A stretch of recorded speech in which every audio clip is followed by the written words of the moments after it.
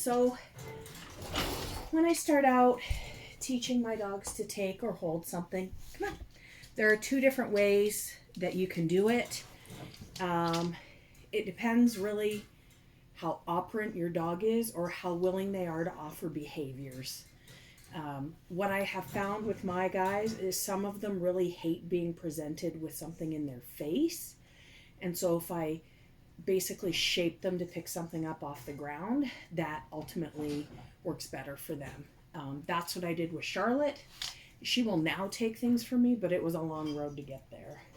So what I do, yes, is I bring out something. I don't start with a dumbbell anymore.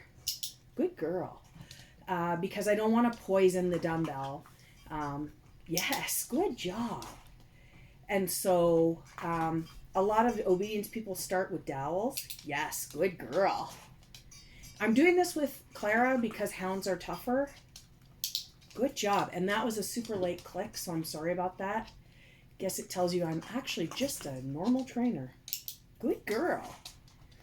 I don't know how well you can see that she's starting to interact with the toy with her mouth a bit. I got a bit of foot action there. That's because I heavily reward my dogs for feet. So you have to try to click for mouth only. And at this point, I'm really just clicking for her touching it. Yes. And once I know she knows I want her to do that.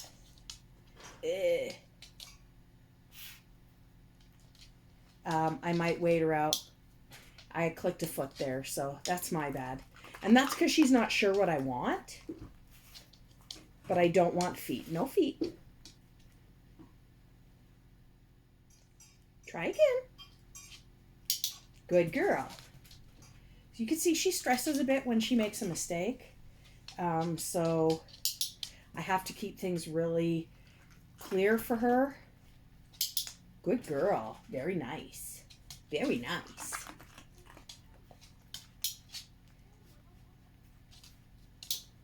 So I clicked that even though her foot was on it. And if you're getting a lot of feet, what you can do is pick it up. Yes. And see if they'll bump it with their nose. If you pick it up, I take it away. Yes, good girl. And re-present it in between.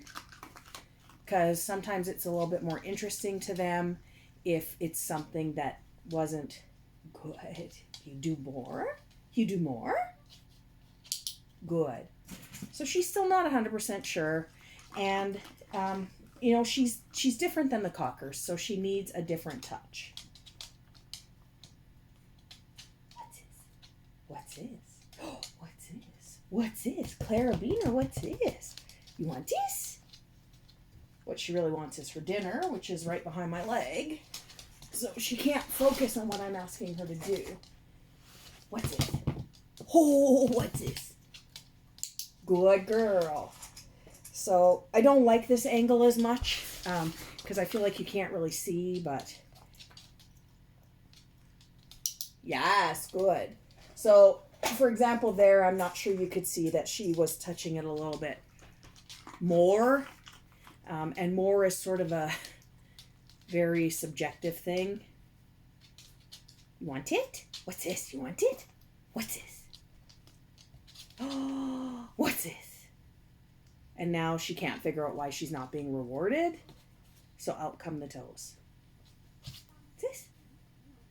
Oh my goodness. It's okay to make a mistake. Yes.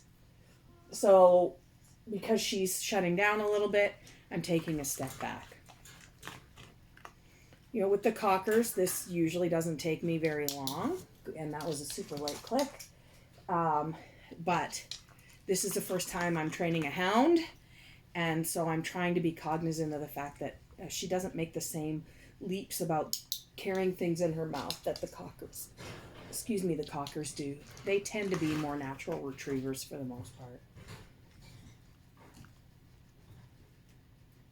You want it? What's this? Good. And I personally really like to use a clicker for this just because it's such a distinct sound and it keeps the emotion out of it. You'll notice I use a verbal marker too, mostly because I like to hear the sound of my own voice. I know you think it's about the leash. Good girl. What I like to see here is she's trying with the leash. She's still offering me behaviors, so she hasn't completely sort of shut herself out of this training session. Good girl. Nice choice to take your foot away. Good girl.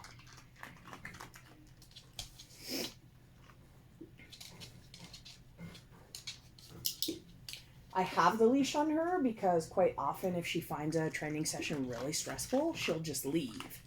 And I want her to work through a bit of that stress, but stick with me.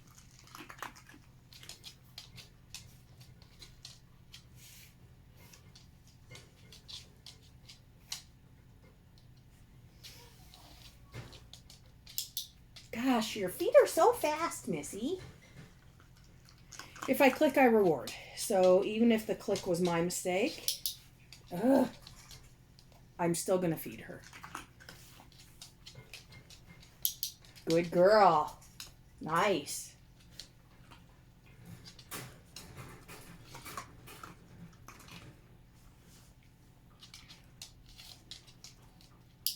Good girl.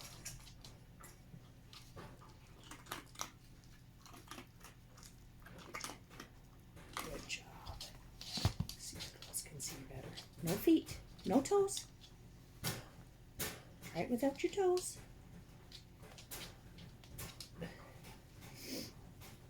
There we go.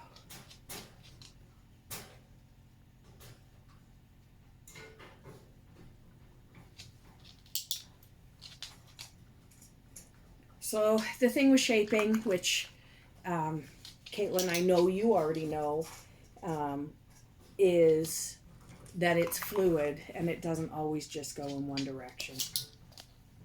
So if she disengages for a minute there and then comes back, I'm going to reward for something easier, at least initially. And I think she's giving me feet, but because of my position, I can't see it.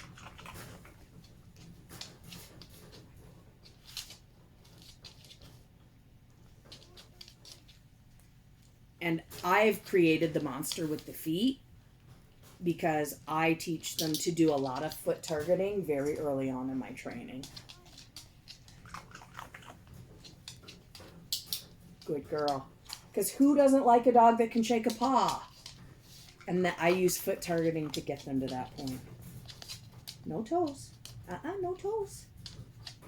No feet. What's this? Good girl. I think she's actually more likely to pick it up off the ground than she is to take it from my hand. But I really want to be able to break the feet out of this.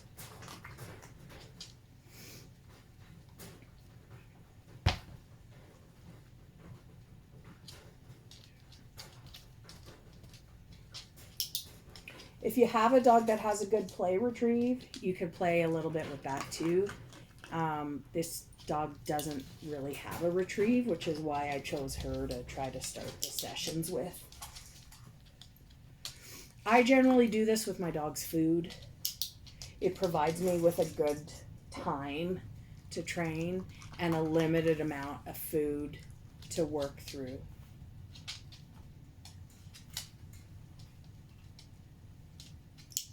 Good girl. So you get really good at watching for moments that look exactly like what you want, which in my case, that was a crappy click. I'm sorry, kid. Is mouth on the toy without the feet. And the kitchen buzzer signals the end of this video. So lesson 1 is done.